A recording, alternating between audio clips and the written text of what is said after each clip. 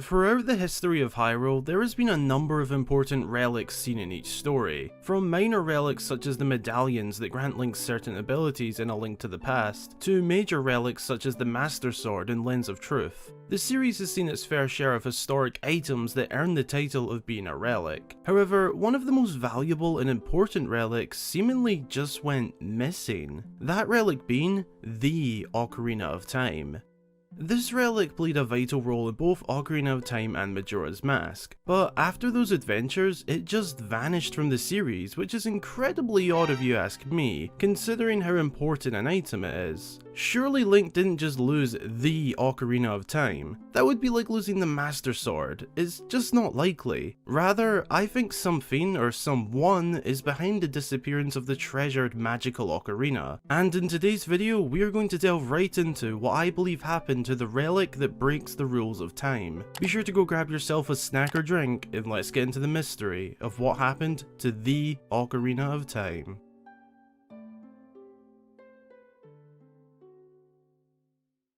So where did we last see the Ocarina of Time? The last known time and location of the relic. This would take us to the events of Majora's Mask, the sequel to Ocarina of Time. This adventure kicks off with Link in the woods. He is actually originally on a quest to find his best friend companion Navi, who was seen flying away at the end of Ocarina of Time. The prologue of the game even confirms this, as it describes his current adventure as a journey in search of a beloved and invaluable friend, clearly referring to Navi. This means that this can't be long after the ending of Ocarina of Time. Now, considering the events of Majora's Mask take place in a 3-day time loop, we can safely assume the ending of Majora's Mask is actually only 3 days after the opening cutscene. Which is a bit weird to think about, but Majora's Mask is weird too, so what do you expect?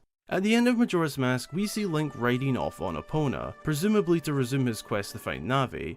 That is the last known point of the Ocarina of Time. Now, before someone says something along the lines of, but Majora's Mask takes place in a parallel realm, it isn't real, just hold your horses. One, I am open to the idea it's another world of sorts. I know some people believe it's completely separate to Hyrule and others don't, but the question would still be valid regardless. I don't really know where I stand on it, but I am more on the side of it being a parallel world. Think of it like this, if Majora's Mask did take place in some alternate world or something like that, then the last known point of the Ocarina would just be directly after Ocarina of Time, rather than Majora's Mask. The question still applies either way, and for those who think this could affect the question, why do you think that? It doesn't matter what you think! I'm just messing with you guys, I just really wanted to use that clip.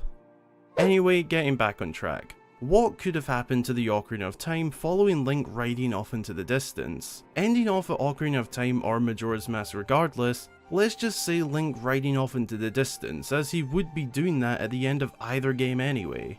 The first thing to look at would be the timeline. Following the events of Ocarina of Time and Majora's Mask are the events of Twilight Princess. Between these games, there isn't actually much going on, no major wars, ceilings, or anything really. This means we will need to look into one of the games for any potential evidence or trace of the relic. This game would of course be Twilight Princess. At face value, there are no signs of the actual Ocarina of Time. There aren't even any similar instruments in the game. The closest thing would be the horse call, but that's just an item for summoning Epona. However, if we look a little deeper, there is a small trace of the relic. Throughout the game, Link can discover small monuments known as Howling Stones. These are interactable when in Wolf Link form. They are used to teach Link songs by howling into the wind as a wolf, but it's the songs that are interesting. These songs are actually the songs from Ocarina of Time. For example, the first Hurling Stone located within the Farum Woods is actually the Prelude of Light from Ocarina of Time, along with 3 other stones containing Zelda's Lullaby, the Requiem of Spirit, and one from Majora's Mask, the Song of Healing. So how exactly did these songs get engraved into the contents of Twilight Princess? Granted, the events of Ocarina of Time and Twilight Princess aren't set that far apart, it would still require expert knowledge to carve into stone that allowed the blowing wind to play a song. But who could this be? Princess Zelda? No. I believe these stones are the work of the hero Shade, the same hero from Ocarina of Time. It's news to nobody who follows the Zelda lore that the hero Shade seen in Twilight Princess is in fact the same hero from Ocarina of Time. The same hero that defeated Ganondorf during the King of Evil's reign over Hyrule. The Shade acts as a teacher to Link, instructing him on how to perform the hidden moves which ultimately make Link a better fighter. The Shade teaches this current Link, a descendant of himself, his combat knowledge from the events of Ocarina of Time. But what does the Shade have to do with this? Well, knowing that he is the hero of time, we can analyse his current situation and learn a little bit about his past, which could give us our answer. Linking back to the Howling Stones, these were very likely made by the hero Shade himself, or at least worked on partially by him. Only that Link would know every single song, not just the ones from Ocarina of Time, but also the songs new to Twilight Princess. So we can tell that at least for a while after we last saw the Hero of Time, the Ocarina was still in his possession. However, there is no sign of it in his current state. Otherwise, wouldn't he have passed it down to the current Hero of Twilight? Possibly, yeah. I'd say that would make more sense, so it's safe to assume the hero Shade doesn't have it. I just wanted to put that out there in case anyone was thinking he may have it on him. As mentioned earlier, it's very unlikely that Link just lost the relic, but the history of the hero Shade may explain the truth. Knowing the hero Shade is 100% a former incarnation of Link, now deceased and found in the form of a spirit, meaning he is dead.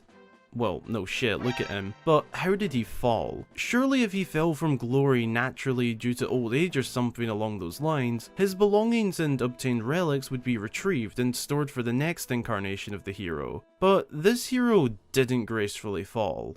Looking at the Shade, we can see that he is all battered up, rugged and decaying, along with the fact that he is wearing heavy battle armor, signified especially by the style of helmet. He was clearly in combat when defeated, and whatever bested the former hero absolutely destroyed him. Just another reason why Twilight Princess is better than Ocarina of Time. Anyway, my great friend MaskedNintendoBandit has covered this a lot more in depth, in a video specifically about who killed the Hero of Time, so be sure to go check that out afterwards for a more in-depth theory on it. The point is, someone or something bested the hero, and this is even proved as the Shade himself talks to Link about being regretful, implying he wasn't ready to move on, he wasn't expecting to be defeated. Whatever took out the Shade when he was the hero of time must have either looted the hero and taken off with his belongings, destroyed the remains of the Hylian body, or just destroyed his belongings during combat. The matter of the fact is, the Ocarina of Time was lost in combat, and to our knowledge, hundreds of thousands of years later in the timeline to the events of Breath of the Wild, the Ocarina of Time has never been seen.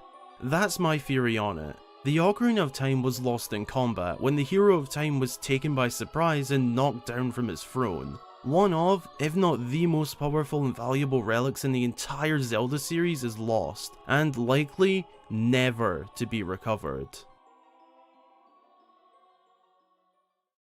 Thanks a ton for checking out this video, I really appreciate it. If you enjoyed, be sure to drop a like and consider subscribing for more Zelda content just like this video. What do you think happened to the Ocarina of Time? Was it stolen? Did Link lose it? Was it lost in battle like I believe? Or do you have your own theory? Be sure to leave a comment below telling me what you think. Also, I want to say a massive thank you to each and every one of you as we recently reached 40,000 subscribers.